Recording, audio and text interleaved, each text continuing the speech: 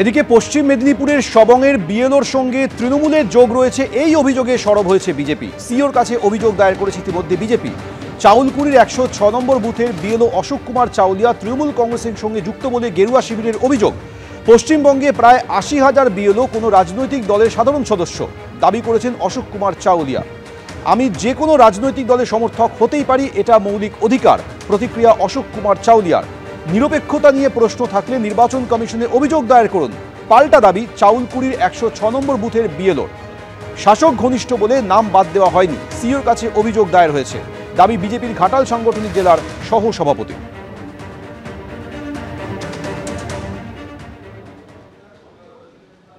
আমি যে কোনো রাজনীতির সমর্থক হতেই পারি, এটা আমার মৌলিক অধিকার।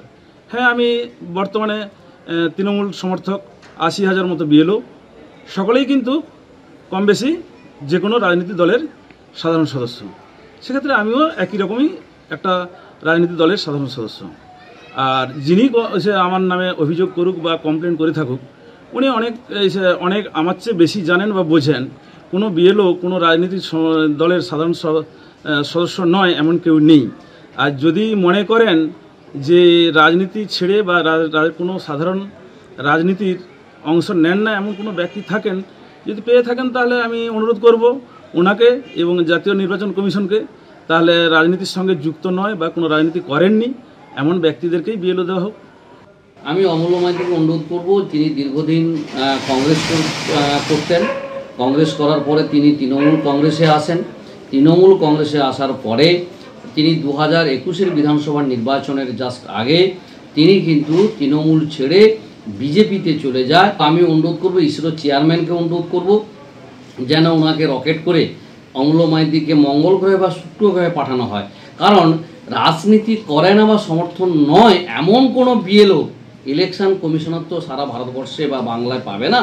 তো ওনাকে অনুরোধ করব, ইসরোর সঙ্গে যোগাযোগ করে শুক্র গ্রহে বা মঙ্গল গ্রহে গিয়ে যদি পান যে রাজনীতি করে না এমন কোনো বিএলও পায়, তাহলে আমি ওনার কাছে কৃতজ্ঞ থাকবো এবং আগাম কৃতজ্ঞতা প্রকাশ করছি। অশোক কুমার চাউলিয়া 106 নম্বর বুথে সে শাসক দলের ঘনিষ্ঠ হওয়ার সত্ত্বেও তাকে আমাদের ইআরও বিএলওর কাজ থেকে তাকে বাদ দেয়নি। তো আমরা এই ব্যাপারে আমাদের যিনি চিফ ইলেকট্রাল অফিসার আছেন তাকে আমরা দাবি করেছি যে কি কারণে তাকে এখনো বাদ দেওয়া হয়নি, তদন্ত করে যার দোষ রয়েছে তার বিরুদ্ধে ব্যবস্থা গ্রহণ করতে হবে। এবং এই অশোক কুমার চাওলা নিজে জানে যে কোনো রাজনৈতিক দলের সঙ্গে ডাইরেক্ট যুক্ত থাকলে সে বিএলও হতে পারবে না। তা সত্ত্বেও কেন সে তৃণমূলের হাতে তৃণমূলের পতাকা নিয়ে সেই দলে যোগদান করেছে, তার উত্তর তার কাছে নেওয়া হোক এবং তার বিরুদ্ধে শাস্তিমূলক ব্যবস্থা গ্রহণ করা হোক।